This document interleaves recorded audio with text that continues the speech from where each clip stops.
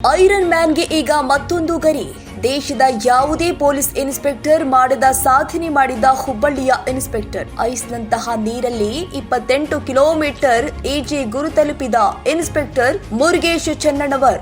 ಭಯಾನಕ ಕಡಲಿನಲ್ಲಿ ಮೀನಿನಂತೆ ಈಜಿದ ಇನ್ಸ್ಪೆಕ್ಟರ್ ಚೆನ್ನಣ್ಣವರ್. ಶ್ರೀಲಂಕಾದಿಂದ ಭಾರತದ ಧನುಷ್ ಕೋಡಿಯವರೆಗೆ ಸ್ಟಿಮ್ ಮಾಡಿದ ಗಂಡುಗಲಿ. ಸ್ವಿಮ್ಮಿಂಗ್ ಸಾಧನೆಗೆ ಸ್ಫೂರ್ತಿಯಾದ ಪತ್ನಿ ಶ್ವೇತಾ.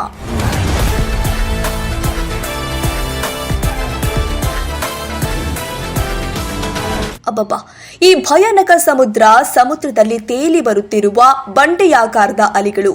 ಈ ಏರಿಳಿತದ ನೀರಿನ ರಭಸದ ಅಲೆಗಳ ಮಧ್ಯೆ ಮೀನಿನಂತೆ ಆಗೊಮ್ಮೆ ಈಗೊಮ್ಮೆ ಕಾಣಿಸುತ್ತಿರುವ ಐರನ್ ಮ್ಯಾನ್. ಹೌದು, ಅವರೇ ಧಾರವಾಡ ಜಿಲ್ಲೆಯ ಹುಬ್ಬಳ್ಳಿ ಗ್ರಾಮೀಣ ಠಾಣೆಯ ಪೊಲೀಸ್ ಇನ್ಸ್ಪೆಕ್ಟರ್ ಮುರುಗೇಶ್ ಚೆನ್ನಣ್ಣವರ್ ಮತ್ತು ಎಂಬಿಬಿಎಸ್ ವಿದ್ಯಾರ್ಥಿ ಆಮನ ಶಾನಬಾಗ ಅವರುಗಳು ಶ್ರೀಲಂಕಾದಿಂದ ಭಾರತದ ಧನುಷ್ ಕೋಡಿಯವರೆಗೆ ರಾಮಸೇತು ಮೂಲಕ 28 ಕಿಲೋಮೀಟರ್ ರಿಲೇ ಸ್ವಿಮ್ಮಿಂಗ್ನಲ್ಲಿ ಸಾಧಿಸಿ ಕರುನಾಡಿನ ಕೀರ್ತಿಯನ್ನ ಹೆಚ್ಚಿಸಿದ್ದಾರೆ. ಈ ವಿಶೇಷ ತಂಡದಲ್ಲಿ ಉತ್ತರ ಪ್ರದೇಶ ಮತ್ತು ಹರಿಯಾಣದ 2 ಐಎಎಸ್ ಅಧಿಕಾರಿಗಳು ಹಾಗೂ ಪಶ್ಚಿಮ ಬಂಗಾಳ ಮತ್ತು ಹರಿಯಾಣದ ಅಂಗವಿಕಲ ಕ್ರೀಡಾಪಟುಗಳನ್ನ ಒಳಗೊಂಡಿತ್ತು.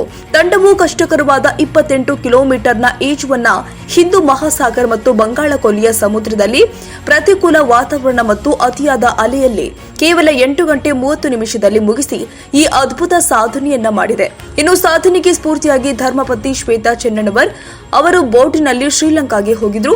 ಈ ಮೂಲಕ iron man Kashmir to Kanyakumari cycling ಮುಂತಾದ ಸಾಧನೆಗಳ ಮೂಲಕ ಪೊಲೀಸ್ ಇಲಾಖೆಯಲ್ಲಿ ಮತ್ತು ಸಾರ್ವಜನಿಕ ವಲಯದಲ್ಲಿ ಹೆಸರುವಾಸಿಯಾಗಿರುವ ಖಡಕ್ ಅಧಿಕಾರಿ ಮುರುಗೇಶ್ ಚೆನ್ನಣ್ಣವರ್ ಅವರು ಮತ್ತೊಂದು ಮೈಲಿಗಲ್ಲು ಸೃಷ್ಟಿ ಮಾಡಿದ್ದಾರೆ. ದಕ್ಷ ಅಧಿಕಾರಿ ಮುರುಗೇಶ್ ಚೆನ್ನಣ್ಣವರ್ ಮತ್ತು ಆಮನ ಶಾನಬಾಗ ಮುಂಬರುವ ಜೂನ್ ತಿಂಗಳಲ್ಲಿ ವಿಶ್ವದ ಅತಿ ಕಷ್ಟಕರವಾದ ಇಂಗ್ಲಿಷ್ ಕಾಲುವೆ ಇಂಗ್ಲೆಂಡ್ ಮತ್ತು ಫ್ರಾನ್ಸ್ ಮಧ್ಯದ 36 ಕಿಲೋಮೀಟರ್ ಕಾಲುವೆಯನ್ನ ಈಜಲು ಹೊರಟಿರೋದು ನಮ್ಮ ನಾಡು ಮತ್ತು ಕರ್ನಾಟಕ ಪೊಲೀಸ್ ಇಲಾಖೆ ಹೆಮ್ಮೆ ಪಡುವ ವಿಷಯವಾಗಿದೆ.